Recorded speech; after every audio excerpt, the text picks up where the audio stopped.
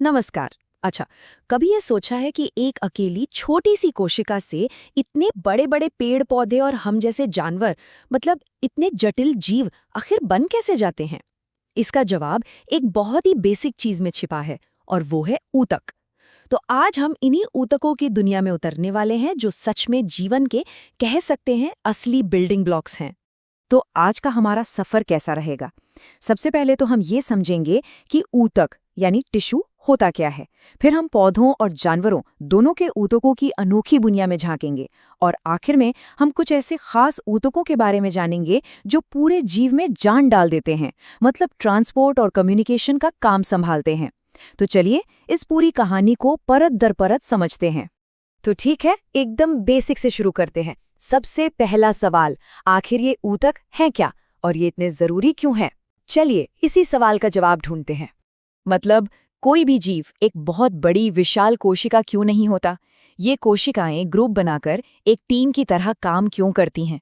देखिए, कुदरत में ना हर क्यों का एक बहुत ही दिलचस्प जवाब होता है।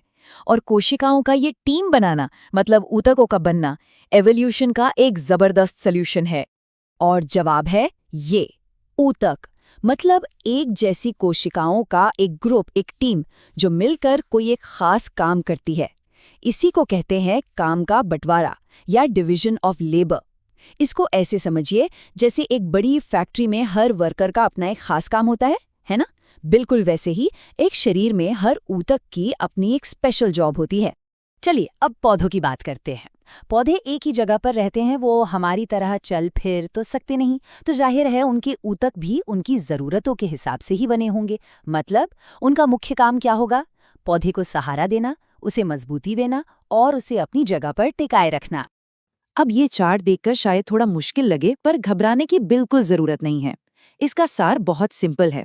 पौधों के सारे ऊतक मोटे तौर पर दो बड़ी कैटेगरीज में बटे होते हैं, और ये बंटवारा इस आधार पर होता है कि उनकी कोशिकाएं डिवाइड कर सकती हैं या नहीं। तो एक तरफ है मेरिस्टेमेटिक टिश्यू, जो पौधे के ग्रोथ इंजन है, ये लगातार डिवाइड होते रहते हैं। और दूसरी तरफ है परमानेंट टिश्यू, जो स्पेशलिस्ट बन चुके हैं, मतलब अब वो डिवाइड नहीं होते, उन्होंने एक खास काम पकड़ लिया है। तो फर्क बस इतना ही है। मेरिस्टेमेटिक टिश्यू यानी विभज्योतक ऊतक पौधे को लंबा और चौड़ा करते हैं। ये आपको पौधे की चोटी पर या जड़ के सिरे पर मिलेंगे।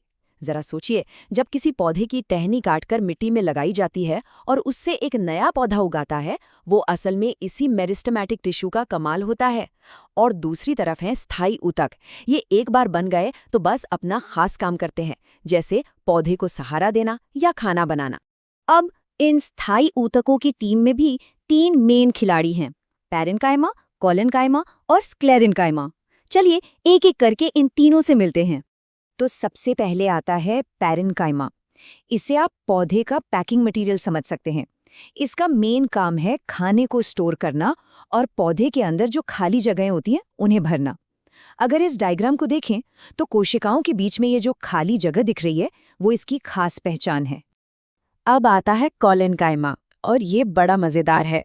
इसे पौधे का फ्लेक्सिबल सपोर्ट कह सकते हैं। कभी सोचा है कि तेज हवा में भी डालियां और पत्तियां टूटती क्यों नहीं, बस झुक जाती हैं?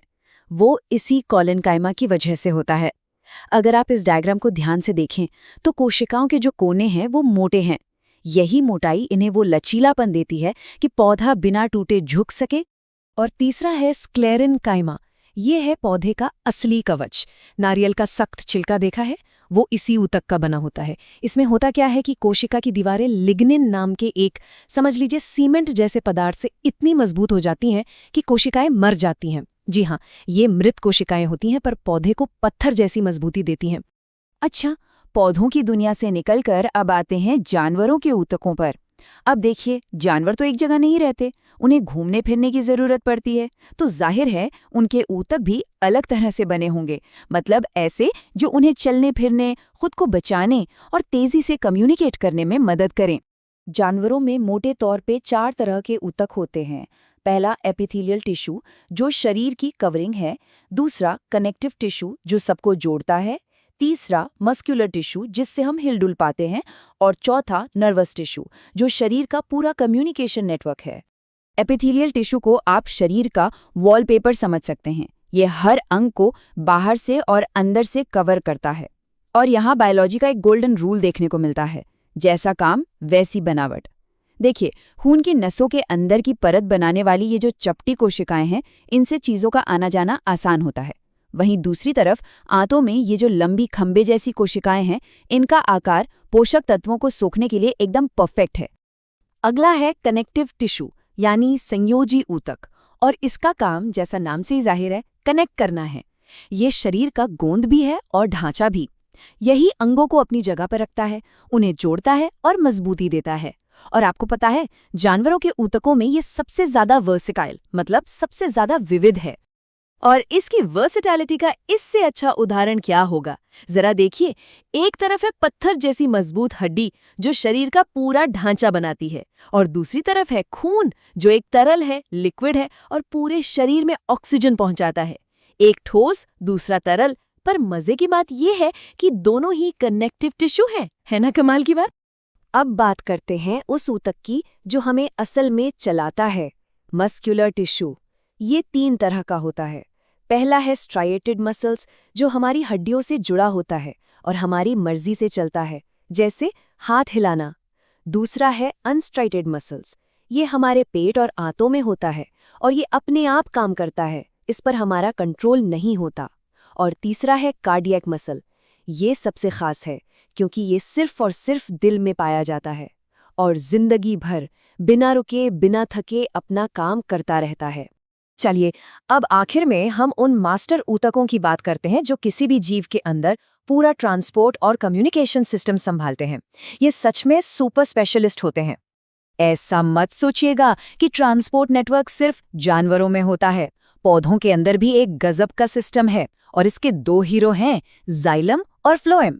आप इन्हें पौधे की पाइपलाइन समझ सकते हैं।